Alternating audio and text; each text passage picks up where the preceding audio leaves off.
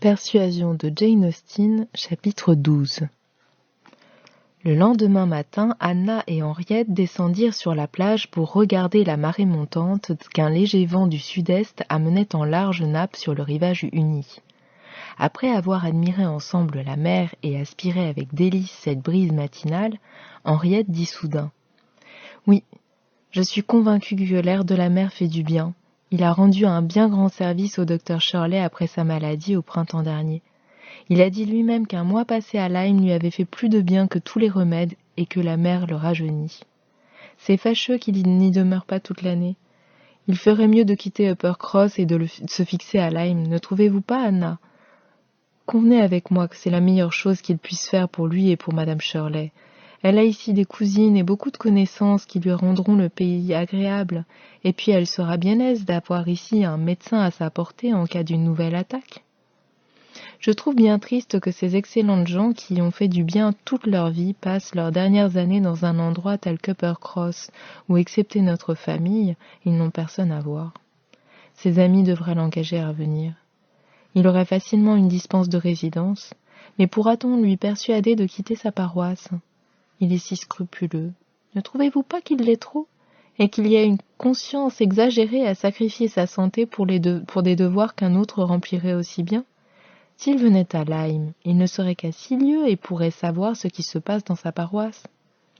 Anna sourit plus d'une fois pendant ce discours. Elle était aussi prête à sympathiser avec Henriette qu'avec Benwick. Elle dit tout ce qu'on pouvait dire de raisonnable et d'à propos, elle comprenait les droits du docteur Shirley à la retraite et la nécessité d'un remplaçant. Elle poussa l'obligeance jusqu'à insinuer qu'il vaudrait mieux que ce dernier fût marié.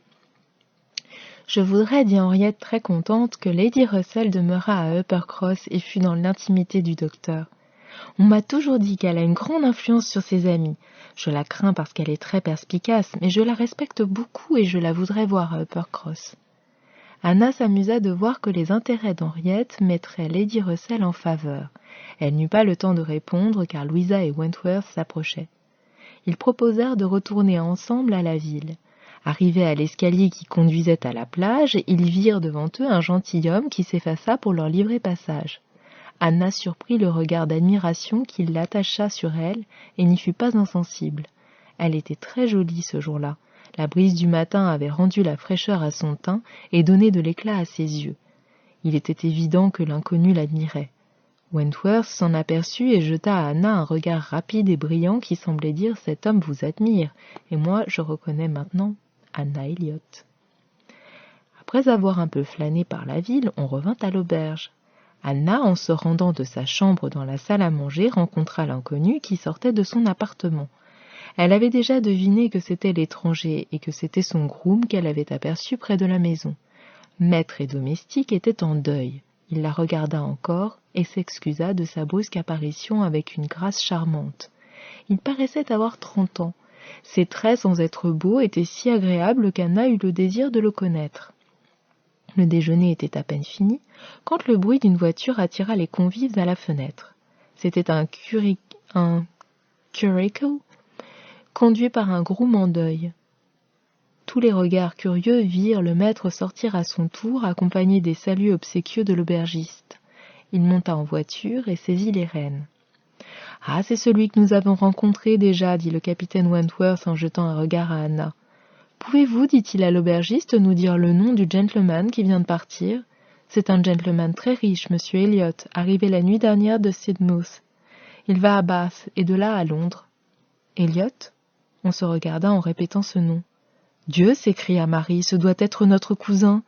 Anna, n'est-ce pas le plus proche héritier de mon père ? Dites-moi, monsieur, dit-elle en s'adressant à l'aubergiste, n'avez-vous pas entendu dire qu'il appartient à la famille de Kellynch ? Non, madame, il n'a rien dit de particulier à cet égard, mais le groom m'a dit que son maître sera un jour baronnet. Vous voyez, s'écria Marie ravie, héritier de Sir Walter. Soyez sûr que ses domestiques prennent soin de le publier partout où il va. Je regrette de ne pas l'avoir mieux regardé. Quel malheur! Si j'avais été avertie à temps, les présentations auraient pu se faire. Trouvez-vous qu'il ressemble au Elliot ?